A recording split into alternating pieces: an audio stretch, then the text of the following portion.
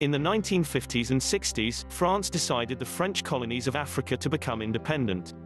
Although the Paris government accepted formal declarations of independence, it called on African countries to sign a so-called Pact for the Continuation of Colonization. They agreed to introduce the French colonial currency FCFA franc for the French colonies in Africa, to maintain the French schools and military system, and to establish French as an official language. The CFA franc is the denomination of the common currency of 14 African countries members of the franc zone. This currency, which constitutes a brake on the emergence of these countries, was created in 1945, when France ratified the Bretton Woods agreements and proceeded to implement its first declaration of parity to the International Monetary Fund (IMF). This was called Franc of the French Colonies of Africa. Since 1961, Paris has had controls over all foreign exchange reserves of Benin, Burkina Faso, Guinea-Bissau, Côte d'Ivoire, Mali, Niger, Senegal, Togo, Cameroon, Central African Republic, Chad, Congo, Equatorial Guinea and Gabon.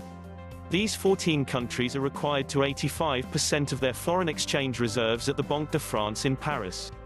These countries are forced into a colonial tax, a tax that is based on the idea that these countries, despite having independence, owe France for the benefits of France's previous colonial rule.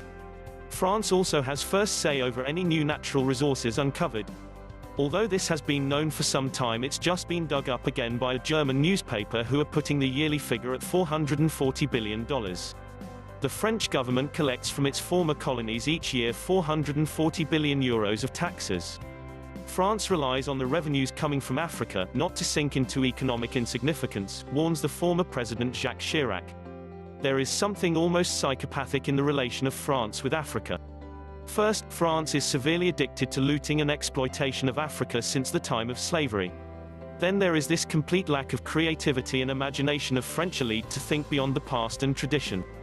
Finally, France has two institutions which are completely frozen into the past, inhabited by paranoid and psychopath fonctionaires, who spread fear of apocalypse if France would change, and whose ideological reference still comes from the 19th century Romanticism. They are the Minister of Finance and Budget of France and the Minister of Foreign Affairs of France. These two institutions are not only a threat to Africa, but to the French themselves. But, what happens if a country just flat out refuses to pay this tax? Well, when Jean Bedel Bokassa, the first president of the Central African Republic, was assassinated, it was reportedly on French orders, by ex-Foreign Legionnaire David Dacko. This was just one of 67 coups that has occurred in 26 African countries, of which 16 are ex-French colonies. Many of these coups d'états can be tracked back to French Secret Services actions. And on the economic side, when a country tries to rebel, then France controls so much of the assets they are literally held prisoner. Both the United States and France teach their school children that their countries ignited the light of liberty in the world. But of course, both stories are false. I think we all agree that the French colonial practices in Africa need to end. This was the Atlantis Report. Please like, share, and subscribe. Thank you.